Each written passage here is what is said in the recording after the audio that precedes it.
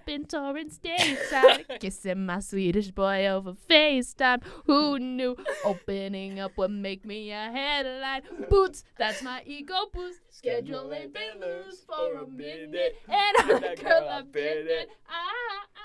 Guys, this is perfect. Should we just end the episode? Welcome to the bucket. Yay!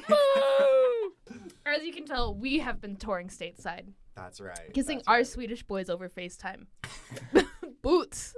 Anyways, Boots. that's my ego boost.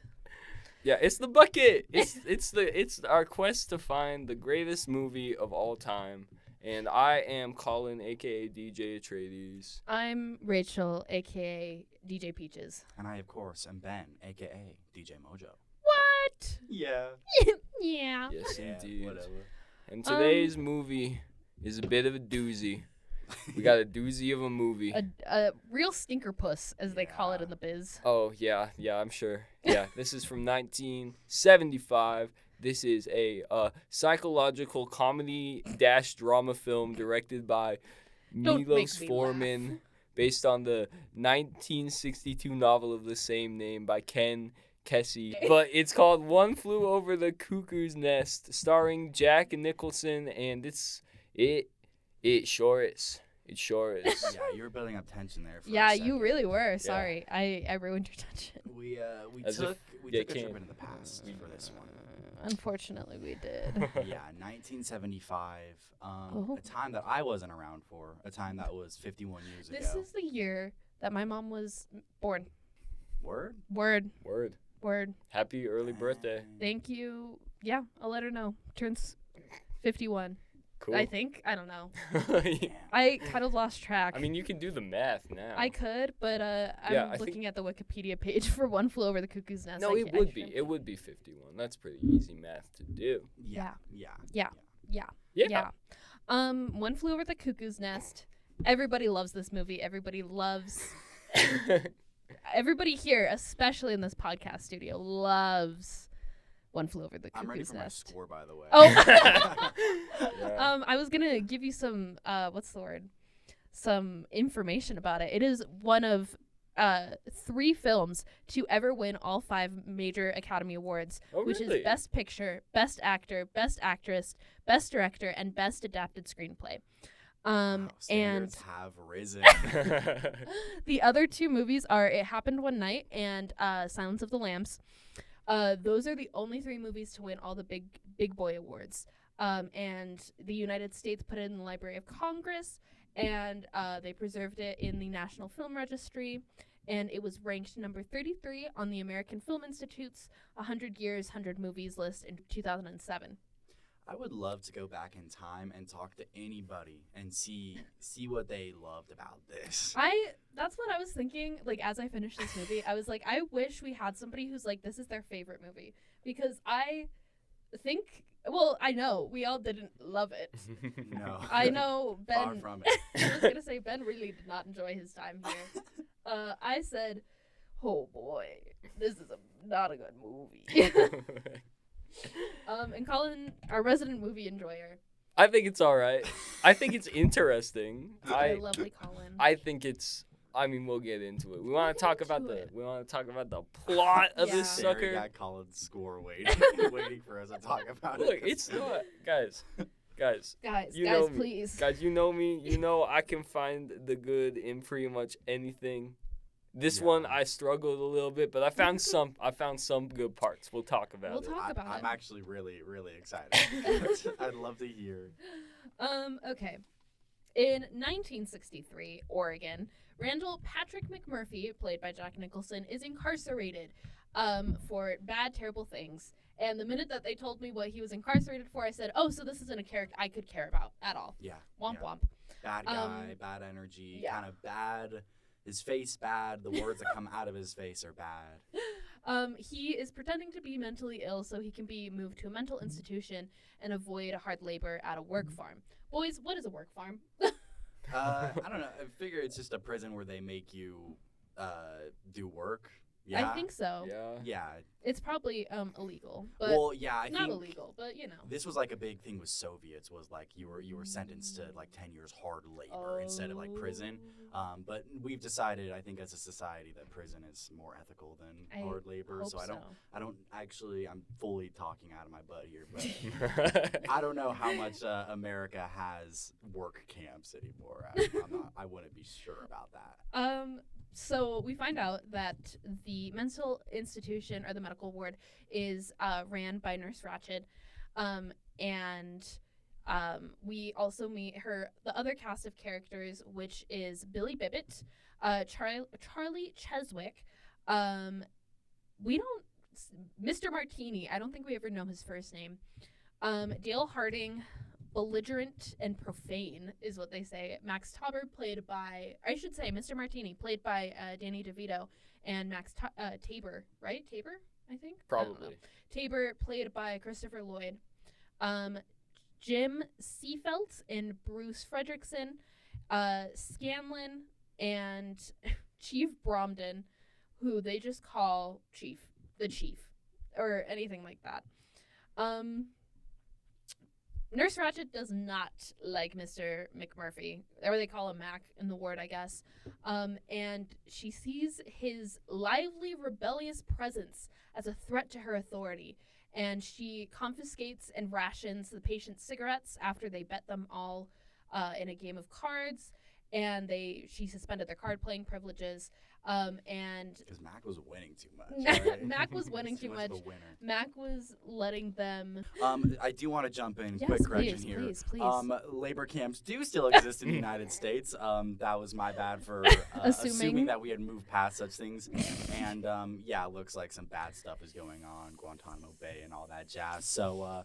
Apologies. One night, Mac makes a bet with the other inmates that he can escape by tearing a hydrotherapy fountain off its base and hurling it through a locked window, but isn't able to lift it. It's made out of like pure marble. He cannot lift it.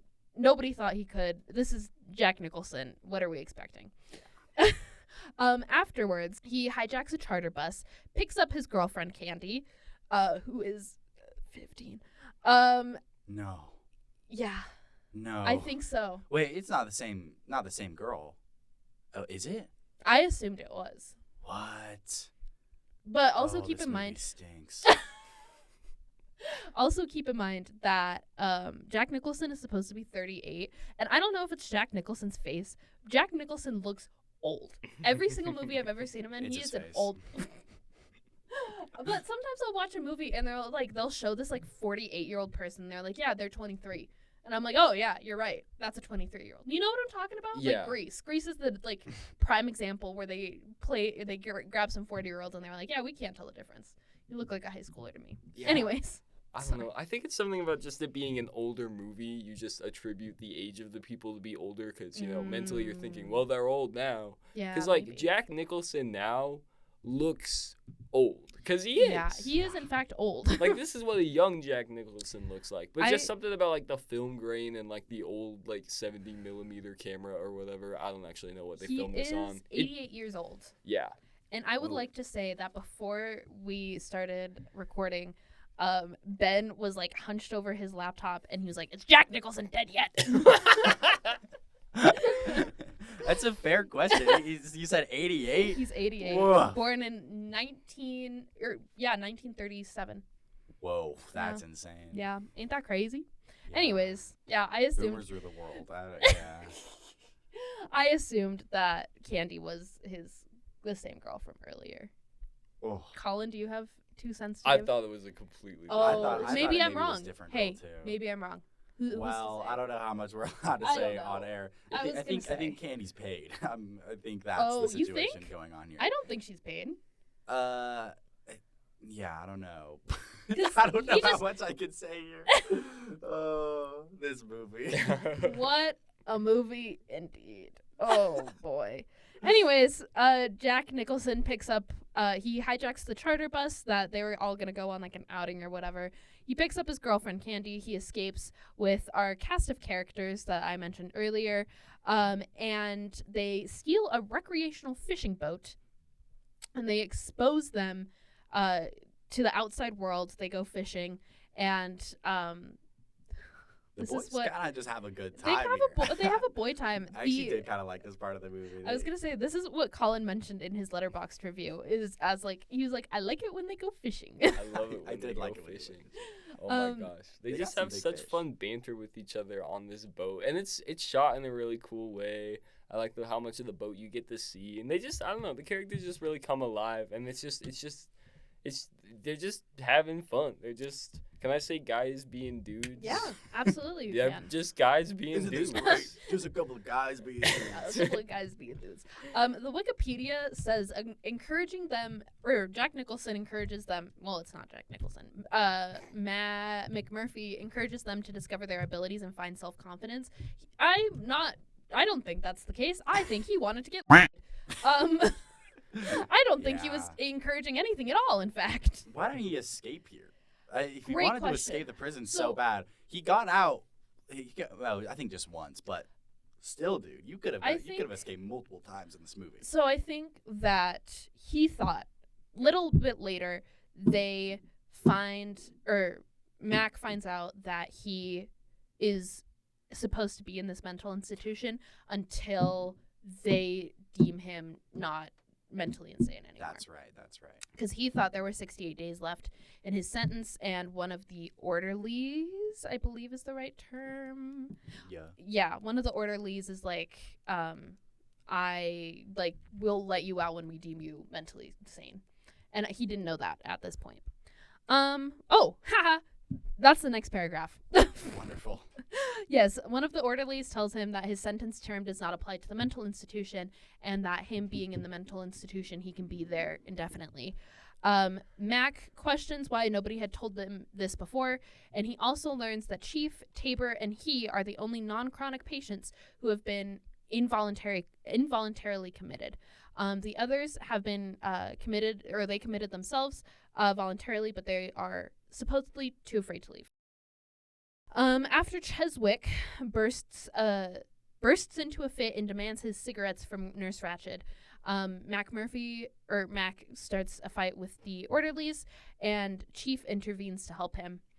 McMurphy, Chief, and Cheswick are then sent to the disturbed ward, and Chief reveals that, he can speak in here just fine, and he has been faking that he is deaf and mute to engage or to avoid engaging with anyone. I actually thought this was really funny. Yeah. There are a couple of enjoy times that. in this movie where I'm like, that made me exhale through my nose. Well, it was Good job. McMurphy's reaction to it as well. It's like, Chief, you dog, you're so sly. You've been running circles around him all. Yeah, I also like how the first thing he says, because they're just, hey, you want to stick a gum? And he's like, yeah, sure. Juicy fruit. Juicy fruit. Thanks. Freezes and looks at it like, well, hold up a second. Wait a minute. Thank you. The boys, Chief and Mac, they make plans to escape to Canada together. Mac then is subjected to convulsive therapy and returns to the ward pretending to be brain damaged, before revealing that the treatment has made him even more determined to defeat Nurse Ratched. Oh yeah, villain origin story. Yes. Well, a second villain. I was gonna origin say he's story. already a villain. This just made him villain squared. It was. Yeah. What are you up to over there? I was trying to see if we still do electric We do. therapy. We do like TENS units and stuff. I don't I was know gonna if say we're we do. involuntarily. Not involuntarily. Okay. Because this is gonna be a little bit of Rachel lore. So okay. My degree is in psychology, right? Awesome. But also thank you. Uh-huh. But also I have been through my fair share of mental health Awesome. treatments. Thank you. Yeah.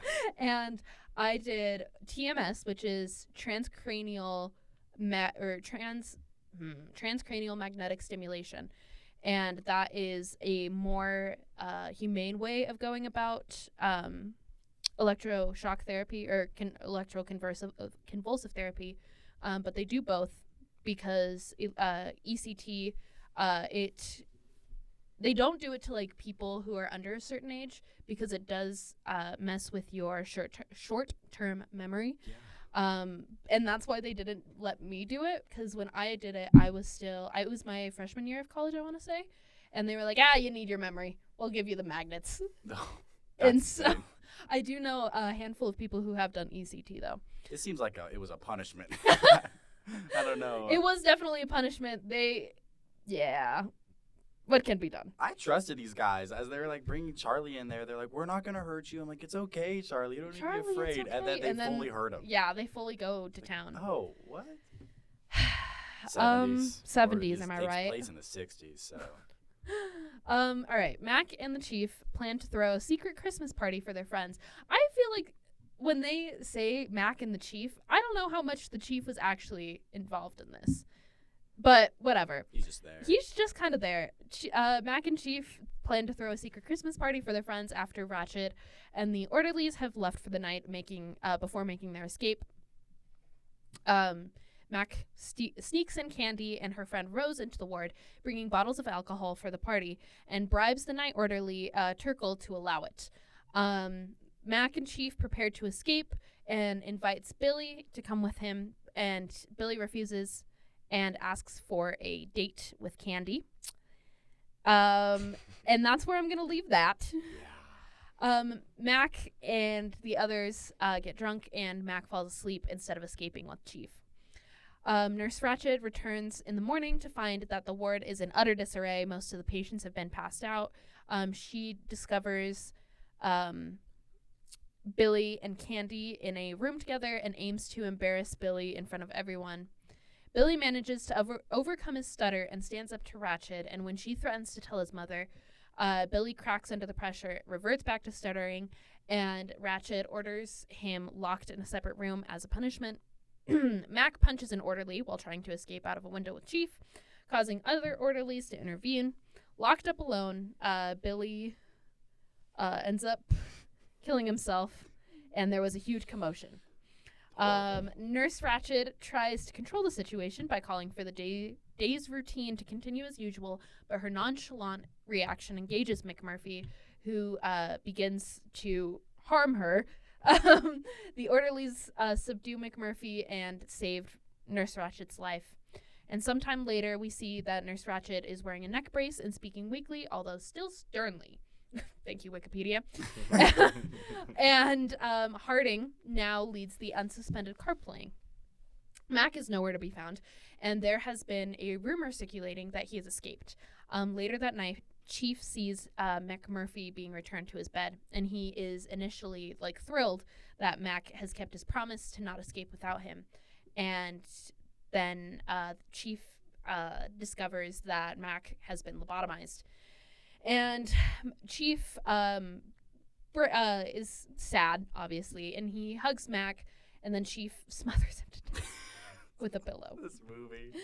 And then Chief rips the hydrotherapy fountain, awesome music starts to play. Oh, play. yeah.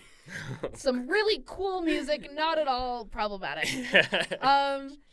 Chief then, the fact that his name is, he doesn't have a name. His name is Chief. Anyways. Chief rips the hydrotherapy fountain off of the base, the aforementioned hydrotherapy fountain, and throws it against a window. And Chief escapes, and Tabor and the other inmates awaken to cheer him on as he runs into the surrounding countryside. Credits roll, and that is One Flew Over the Cuckoo's Nest. God. Wow. What a flick. What a stinker. You guys all hadn't seen this before? Nope. I hadn't even heard of this before. Really? No. Is this a pretty prevalent movie? So, remember when I said that it had won all 5 of the major Academy Awards? Yeah, I guess I was just wondering how and why. I was going to say, if we go to Letterboxd, it has an average rating of 4.4. It is on, I think, 93 out of their top 250 top narrative films of all time. On IMDb, it has a score of 86 out of 10, or 86, hello, 8.6 out of 10. And then on Rotten Tomatoes, it has a score of 92%. So, I want to find one good review. Let me go see on my friends' Letterboxd. I trust them more than my other friends and whatnot. I see. My other friends are Rotten Tomatoes. RT, if you will. Hey, so somebody said 4.5 stars, heart. Jack Nicholson looks way too hot in this movie. No. I mean, he did kind of have pretty solid fit on though. Like when he gets there, those jeans, the jeans, the jacket, the beanie combo. Yeah, he doesn't look bad. The way he rocks like the uniform there with his other clothes as well. I mean, yeah, he's all right, I guess. The fit's fine, but I don't know. Jack Nicholson just isn't. He looks like the Joker. Is that fair to say? Okay. All of the positive reviews I can find on Letterboxd are 1 from men. 2, most of them are talking about the performances, not the actual story. There have been 3 out of I don't know. I've looked at 20 reviews so far.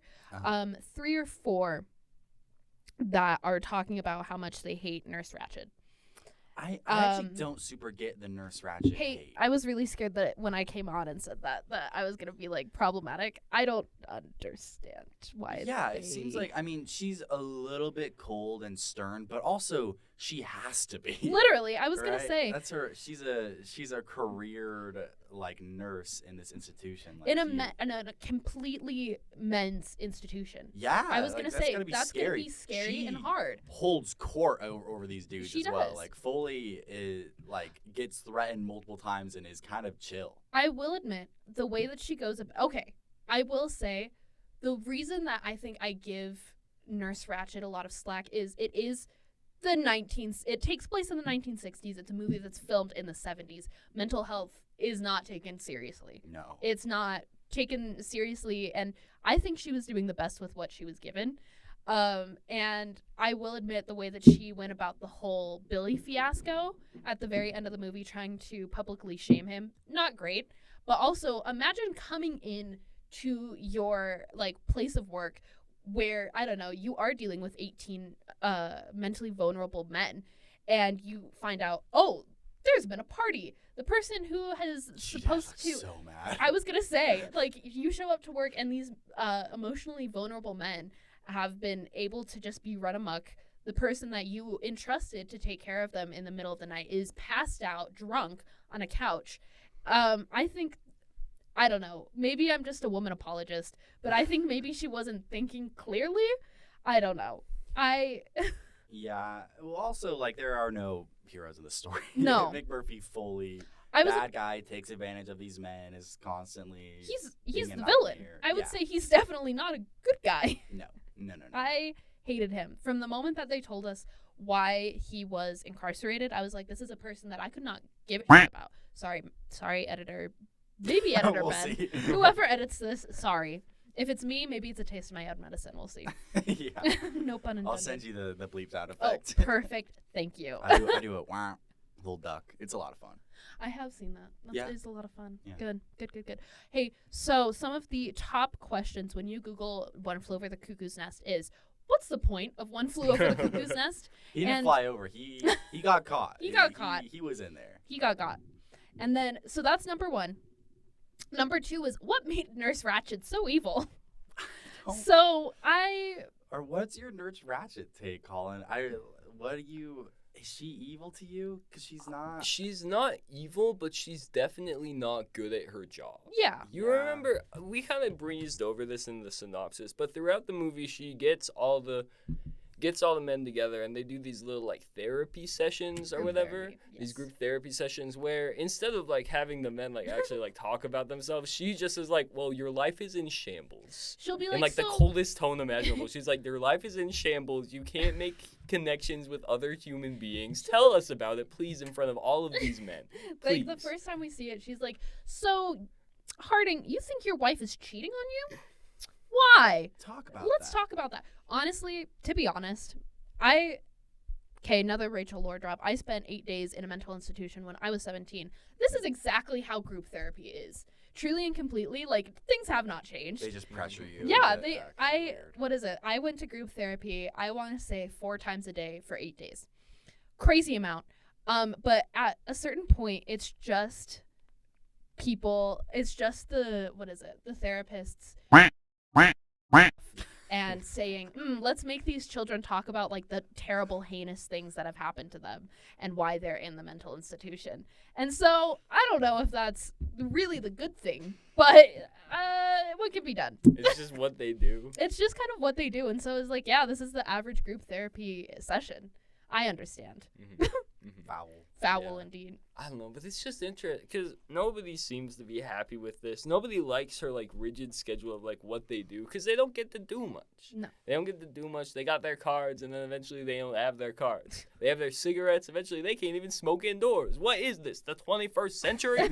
Let me smoke. Mind if I smoke in here? No, not at all.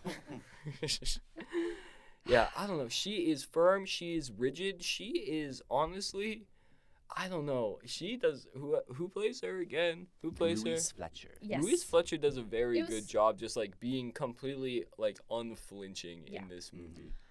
But I don't know. There's this part of me that thinks like she has to be, because like if she doesn't take away their cigarettes, they're gonna gamble away all their freaking cigarettes.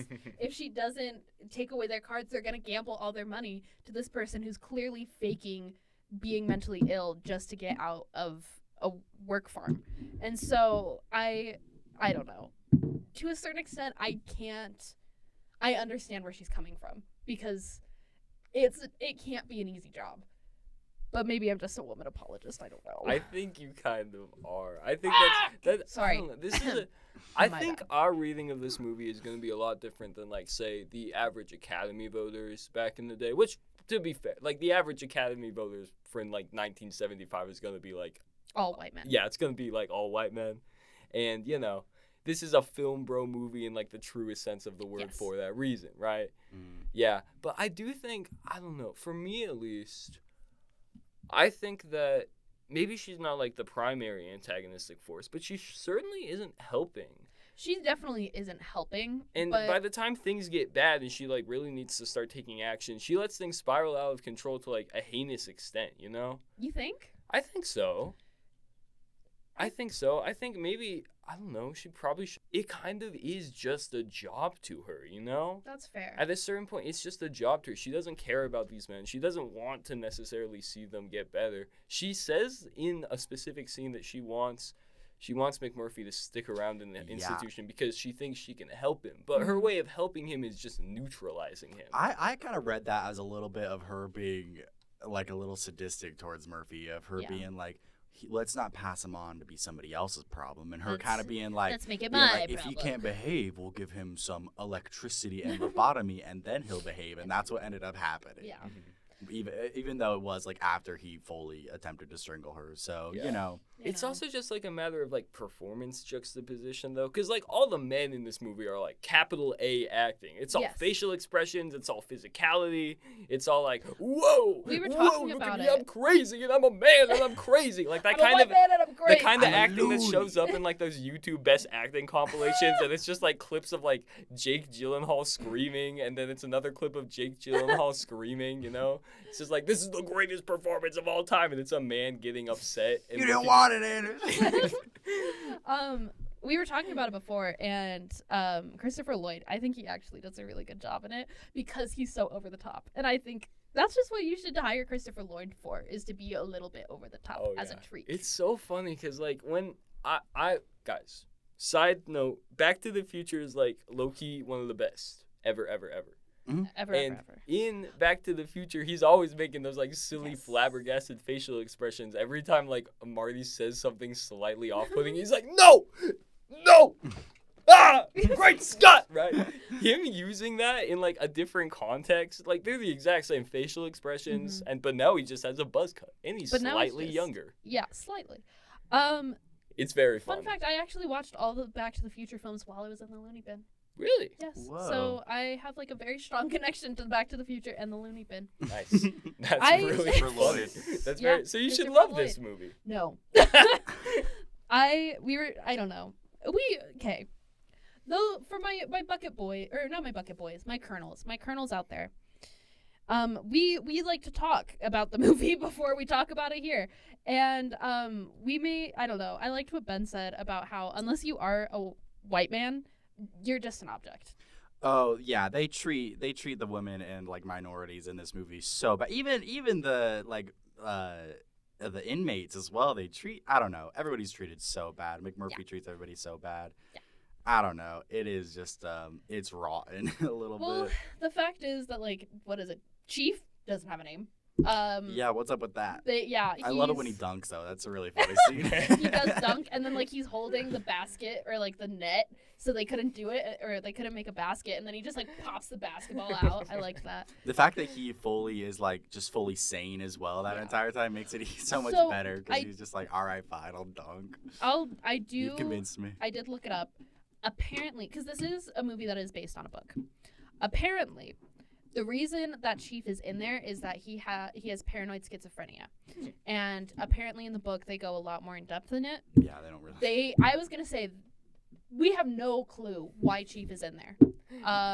Yeah, we have no clue. Yeah, he's just there. I do think him and McMurphy make a very interesting like pairing though. Like they definitely could have handled Chief and should have handled Chief better as like a character. Yeah. And made him feel more like a person instead of just like an object of ridicule for like the first 2 acts of the movie, and then he says the words juicy fruit, and then he kind of becomes a character. He does have like some good dialogue, I feel like. But I feel like the twist for the movie's sake, kind of sort of, is that right? McMurphy is faking being insane, right? But he actually is like a deranged, crazy person, yes. right? Sociopath. Yeah, yes. He's a sociopath. It's like a difference. Whereas Chief is like perfectly fine and well equipped, and Loki probably shouldn't even be there. At least especially in the movie, because when I went into this film, I'm sorry, I completely cut you off. Keep going, Colin.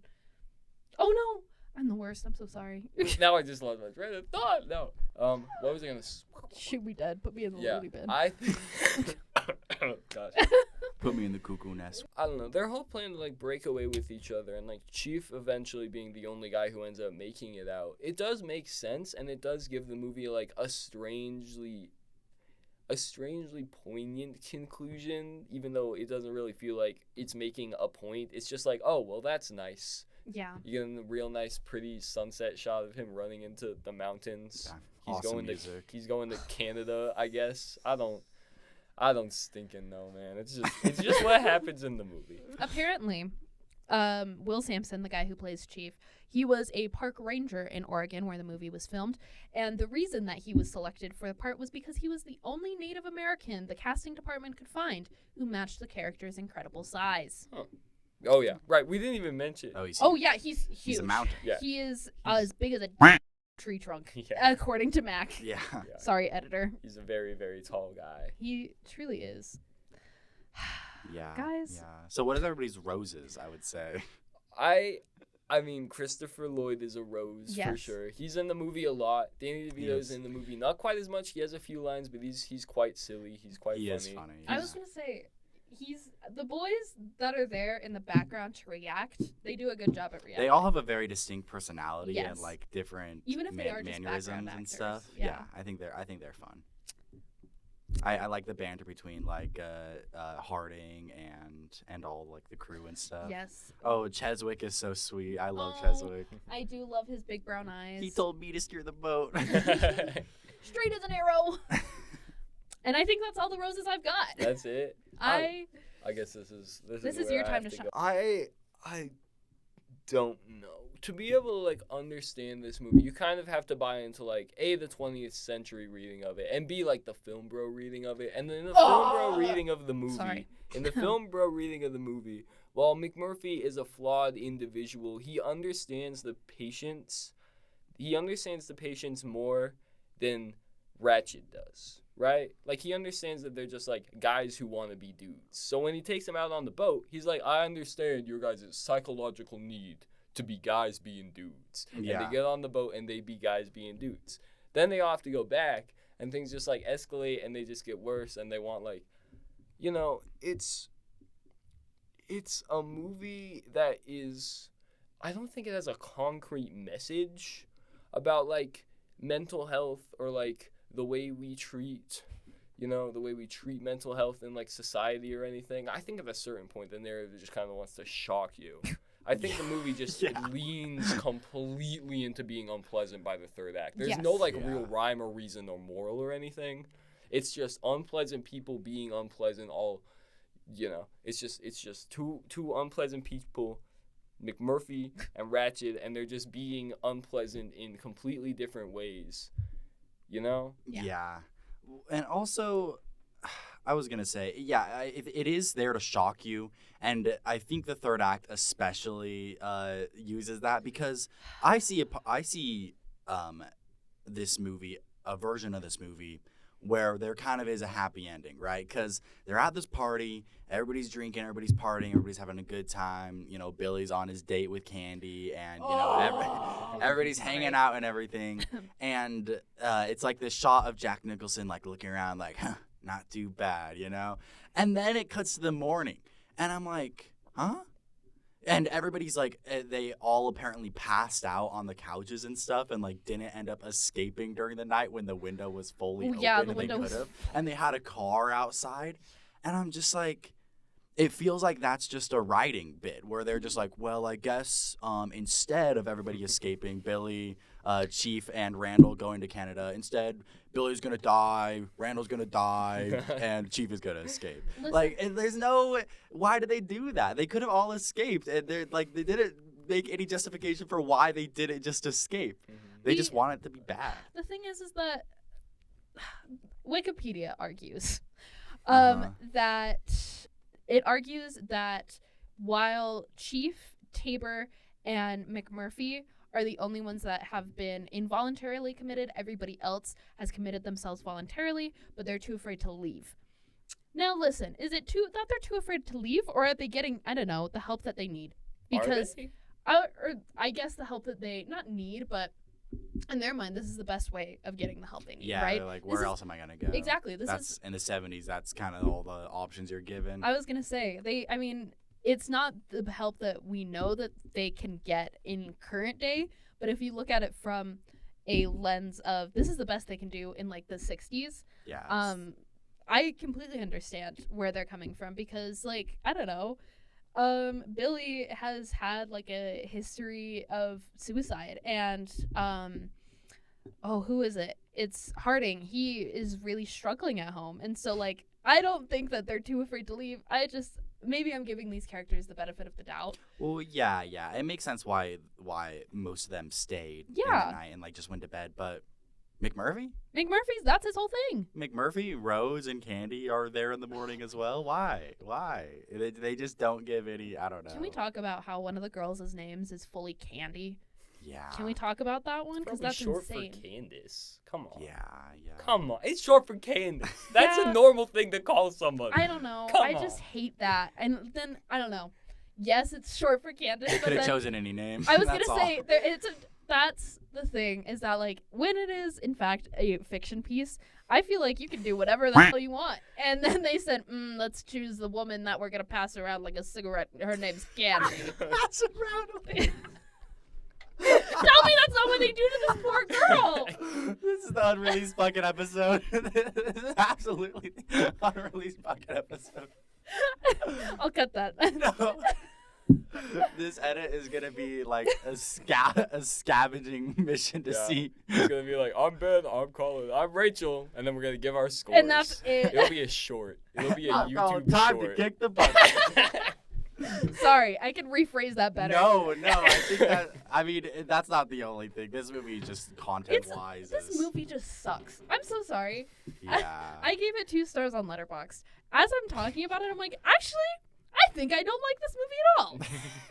I think I, in fact, hate it. Are you guys ready to score? I don't know.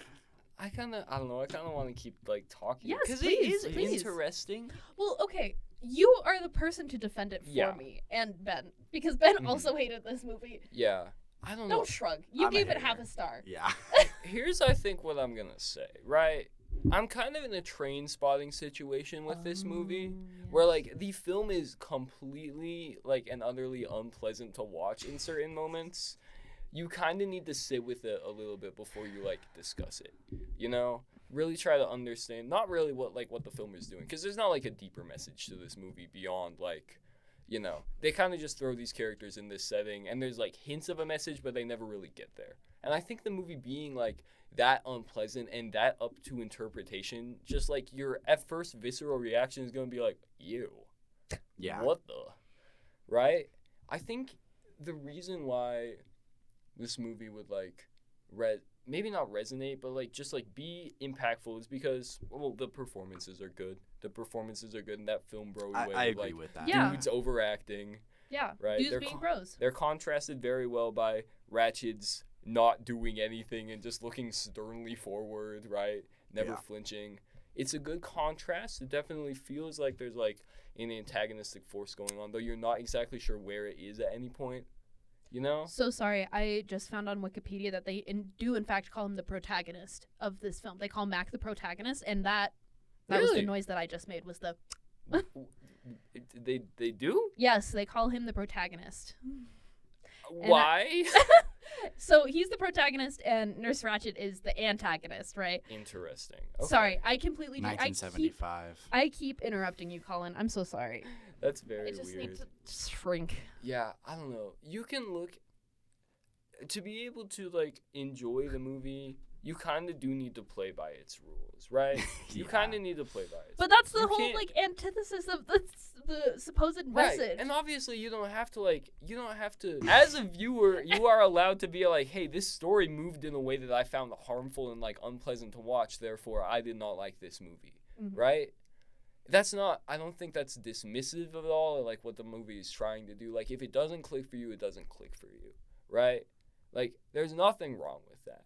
There's nothing wrong with like saying that about a movie. But it's, on the other hand, I have no other hand. If you didn't like it, you didn't like it. He has one hand. I got one hand, and it said there are some interesting characters, and I liked the performances, and I was intrigued by the way the story was unfolding. Though, I don't know, there's just so many loose ends. There's just so many angles that, like, I don't know. That just feel... Yeah. They just feel dated in a strange way. Which it is, like, a period piece in a way. It definitely in the way that they were writing this... They made this movie, and it was set 10 years before the movie was even, like, in production. So, even in that way, it's, like, a commentary on, like, a past society. And now it's even more of a commentary on a past society. Yeah. I don't know. Jack Nicholson is good at playing unlikable guys and making them kind of likable, but there's like a way to do that in a way that I think like registers, right? There's a way to do that in a way that's registering, and he's not charming enough to like sell what he's doing. No. He's not charming enough because he's still playing it sinister and villainous. The minute that you bring this is me personally, but the minute that you bring a quote unquote protagonist into any sort of narrative feature, I'm not okay, we have had no time with this guy, and they say, here's this heinous thing that you've done.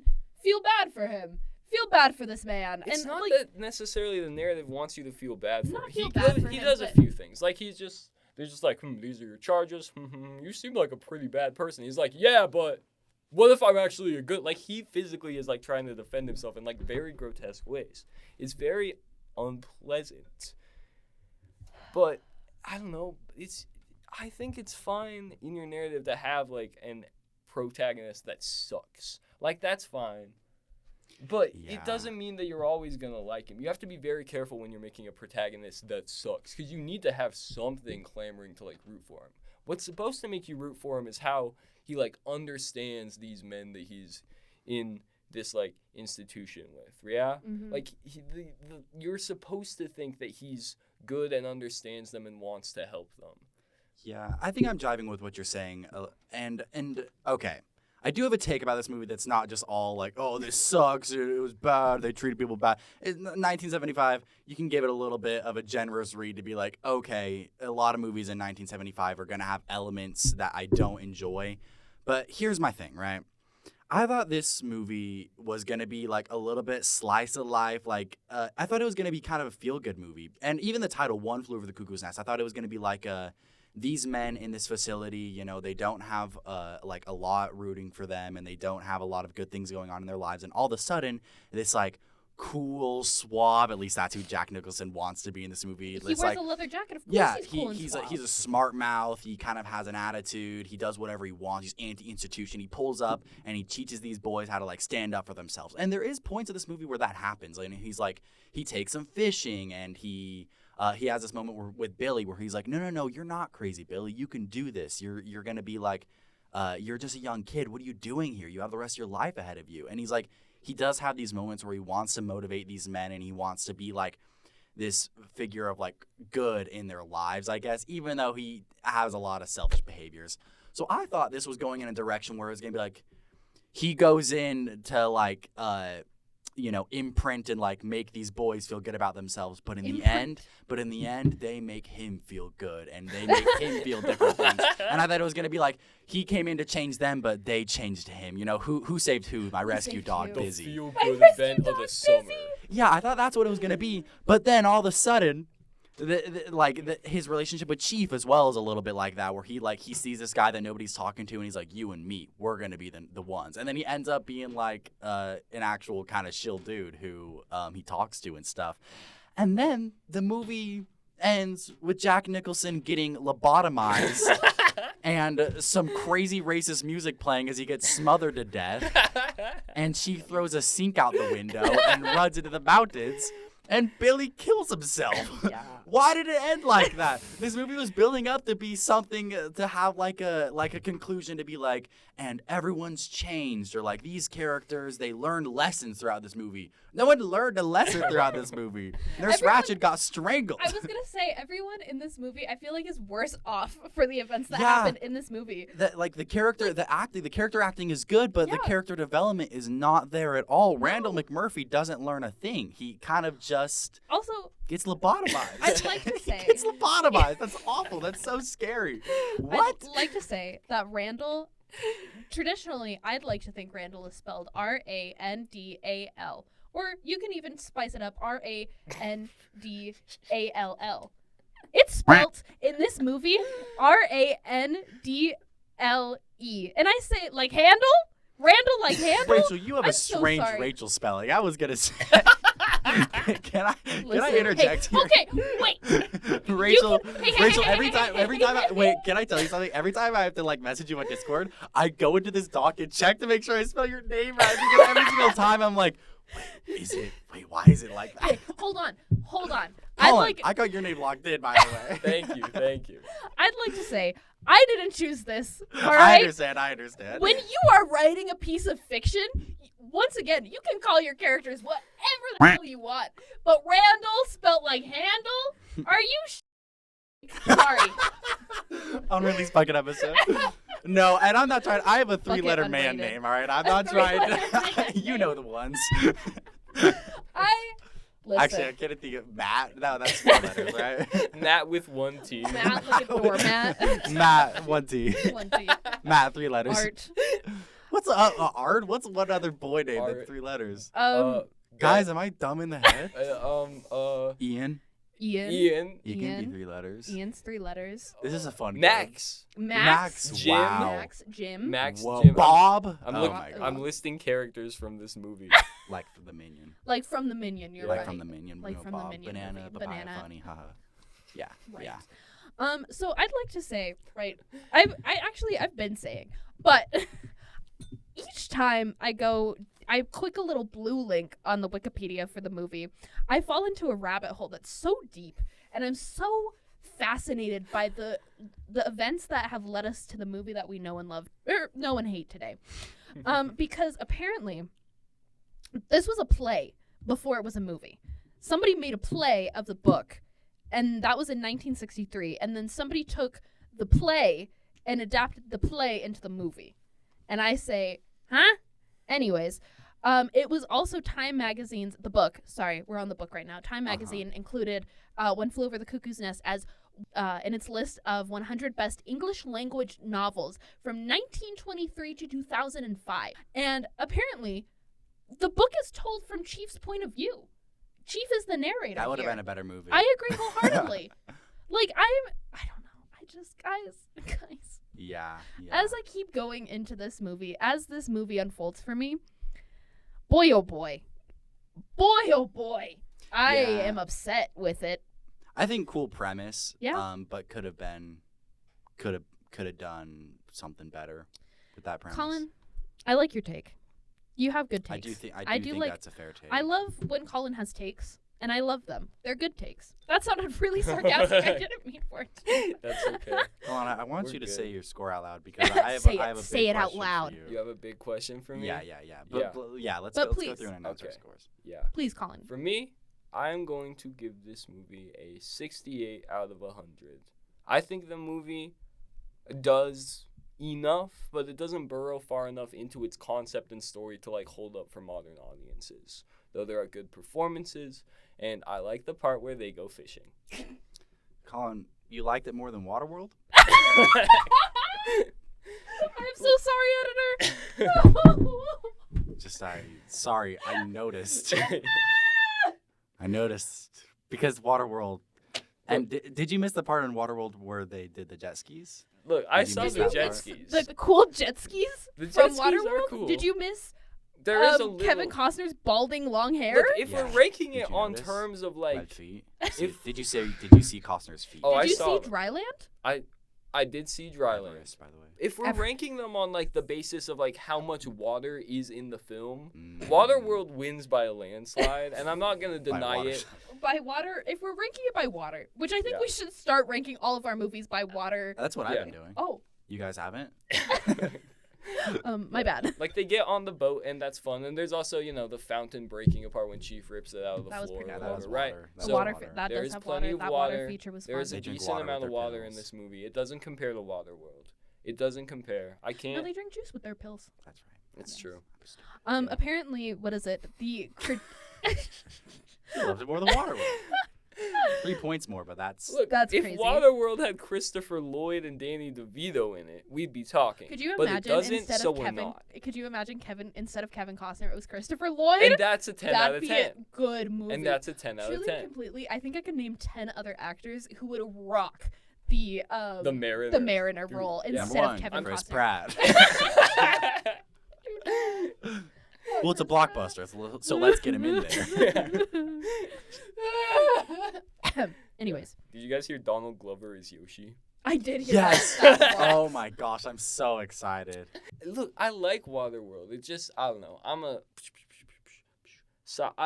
My rule for science fiction is like the more complicated it is to explain to a sane person, the better the movie usually is. And Waterworld is pretty easy to explain because it's just like, yeah, global warming happened, Yeah. and now they're all on boats. Now it's boat time. But the evil guys have motors, and Can- the normal guys have normal wooden boats, but the evil guys have motors. And that's it. That's all I need to say to explain. Can I to pose a explain question? Waterworld to you.